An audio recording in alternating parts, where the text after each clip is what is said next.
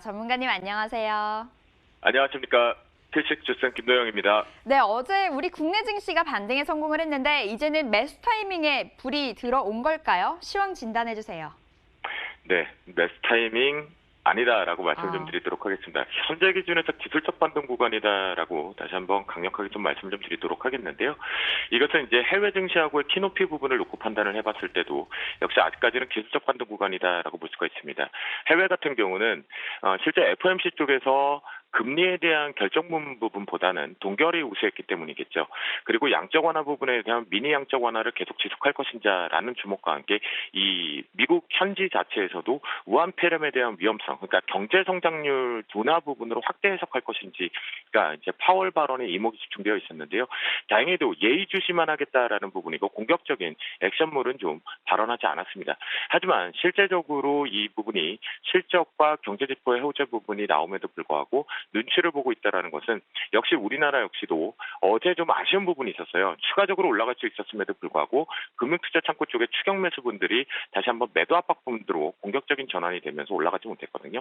오늘 그래서 중요할 것 같습니다. FOMC 부분에 대해서는 발언 부분에서도 희석이 됐는데요.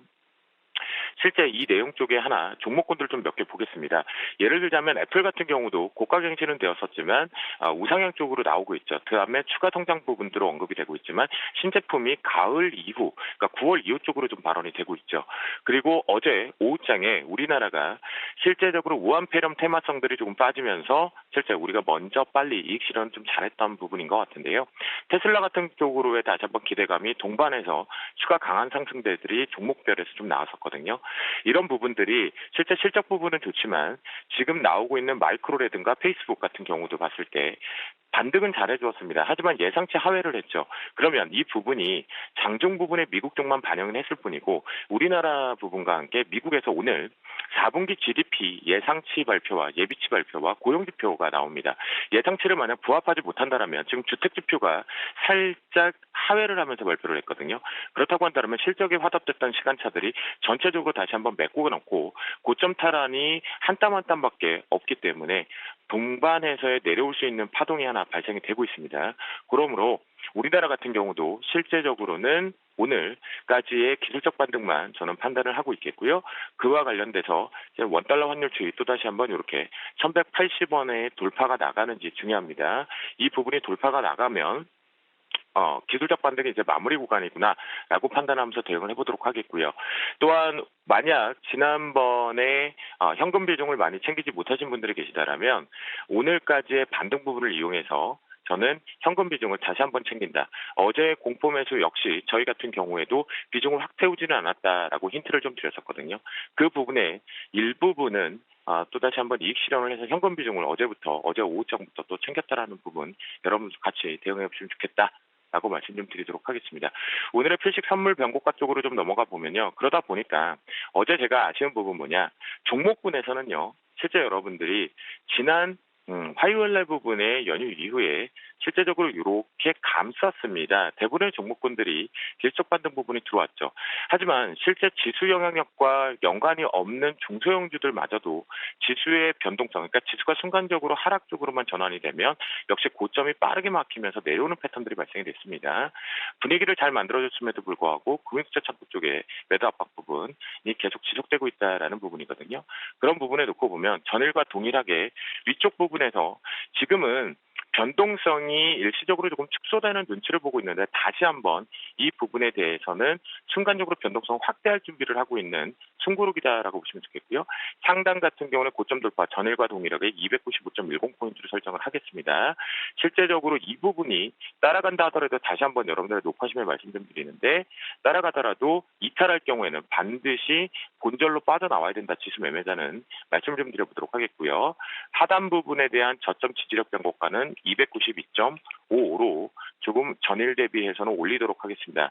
이유 중에 하나는 어제 같은 경우에 실제적으로 현 선물에 대한 매도 압박 부분들을 물량을 잘 소화를 해주었지만 외국인들 수급 자체가 실제 매도 부분보다는 매수 쪽으로 들어왔거든요. 그리고 우리나라 역시도 글쎄요, 외국인들이 2주 연속으로 매번 패턴이다. 그건 매번 패턴은 아니죠. 확률상에 높을 뿐이다라는 부분이겠죠. 현재 외국인들 같은 경우는 급하게 물량들은 빼내었지만 하락에 대한 구축 상태가 조금 일부가 남아있는 부분입니다. 그리고 상당 부분이 어제 같은 경우 왜 금융투자 창구가 매도를 했는지라는 의문이 있으시다면 실제 금융투자 창구 쪽에 대한 평균 단가를 수치상으로 계산을 해보면 위쪽의 선물지수 쪽과 현물에 대한 값을 봤을 때 297대 이상을 좀 보내고 싶지는 않는 부분에 포지션들이 하나가 걸려 있다라는 거죠. 그런 부분을 놓고 봤을 때 292.55포인트가 이탈할 경우에 추가적으로 한번 포지션 자체가 외국인들이 어제 같은 경우는 소량 매수에 대한 의미보다는 관망이다라고 저는 판단을 하거든요. 그러면 기술적 반등 부분에서 갑작스럽게 290.55포인트가 이탈을 할 경우에 공격적으로 하락 쪽으로 전환 스위칭이 나올 수 있는 부분이니까 이 부분 예의주시해서 대응을 해보자. 원달러 환율 추이에 1180원과 같이 연동해서 보시도록 하겠습니다. 오늘 필식 테마 쪽에서는요. 그러다 보니까 어제 이런 부분이죠. 실제 시장이 기술적 반등을 들어왔죠. 그러면 시장의 급락 부분에 방어했던 섹터였던 삼성바이오로직스나 또는 어제 우리가 필식 테마에서 언급했었던 자동차 섹터 부분이죠. 그러면 실제 다른 것들이 낙폭과대가 나왔기 때문에 그쪽으로 자금들이 쏠렸으니까 이 종목군들 같은 건 살짝 쉬어가겠죠. 그 쉬어가는 부분의 틈새를 노려서 비중을 가져가자라고 매수를 타이밍을 잡자라고 말씀 좀 드렸어요. 그런 부분만 마찬가지로 오늘 같은 경우는 또다시 이제 사실 지금 우한 폐렴 때문에 희석되고 있고 기간도 2월 마지막 주 정도로 걸려있는 MWC 쪽에 대해서 미리 선취적인 관점으로 좀 언급을 드리고자 하는데요. 폴더블폰 관련돼서 그리고 스마트폰의 고사양 부분에 대한 부품단이 계속 지속 성장 동반해서 성장한다는 부분에 부품 관련주로 언급을 좀 드리도록 하겠습니다. 첫 번째 종목으로 카메라 모듈 쪽인데요.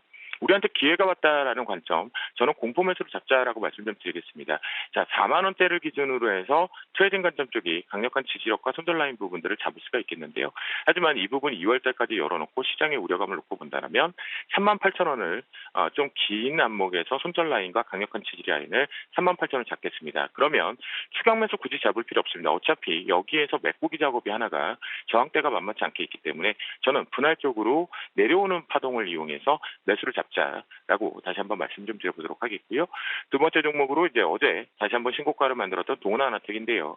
이런 종목군들을 우리가 놓고 판단만 해보더라도 공포의 매수는 계속해서 해야 된다라는 관점. 그러니까 시장 자체가 돌발적인 부분에 대한 문제점은 있겠지만 실제적으로 아직까지는 추가 우상향, 특히 중소형주 같은 경우 4분기 실적 이후에 본격적으로 다시 한번 주도 섹터가 바뀔 수 있다는 걸 여실히 보여주고 있는데요.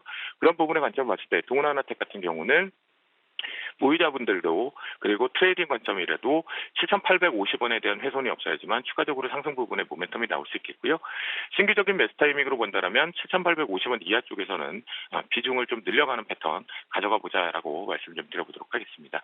세 번째 종목으로 우리가 8월 달에 미리 필식 코너를 통해서 언급드리면서 엄청난 수익을 좀 가져왔는데요. 100% 이상의 수익을 갖고 왔고 다시 한번 이제 오래간만에 필식 쪽에서 언급을 좀 드리고 있는데요. 좀 내려오는 것처럼 기다리고는 있었지만 마디가 아직까지 내려오지 않은 상태이긴 합니다. 하지만 역시나 지금 폴더폰 시리즈가 연속적으로 2, 3까지 나오고 있다는 부분에 선점을 하려는 공격적인 마케팅을 봤을 때 실제 신지 쪽에서는 집중적인 테마성으로 주도 수혜가 나온다라고 보시면 좋겠고요. 그런 부분 쪽에서 놓고 본다면 19,500원에 대한 강력한 지지력과 손절 라인을 가지고 트레이딩 단기적인 관점이지만 만약 이 역시도 마찬가지입니다. 19,500원 아래쪽에선 저는 매수 타이밍으로 비중을 가져가자. 지금 비중 한 번에 태우시면 안 된다는 거 꼭 좀 숙지를 하시면 좋겠고요. 기술적 반등 구간이다라고 말씀 좀 드립니다. 마지막으로 유파워 플라즈마도 역시 시장 대비해서 견고하게 지켜주고 있겠죠. 그러니까 우리는 공포가 내려왔을 때 시장의 우려감으로 내려올 때 매수 타이밍을 잡자라고 말씀 좀 드리겠고요. 유파워 플라즈마 같은 경우는 4,660원에 대한 훼손이 없다라면 역시 트레이딩 관점. 이하 쪽으로 내려오면 이제 비중을 미리 MWC를 통해서 그리고 필식 테마를 통해서 미리 선취적인 관점으로 포트에 꼭 이 네 종목 중에 한 종목 정도는 넣어두고 흐름을 한번 체크해보자라고 말씀 좀 드려보도록 하겠습니다. 탑픽 종목은 따로 있겠죠. 그래 오늘도 화이팅 하시면 좋을 것 같고요. 같이 외쳐보겠습니다. 오늘도 필식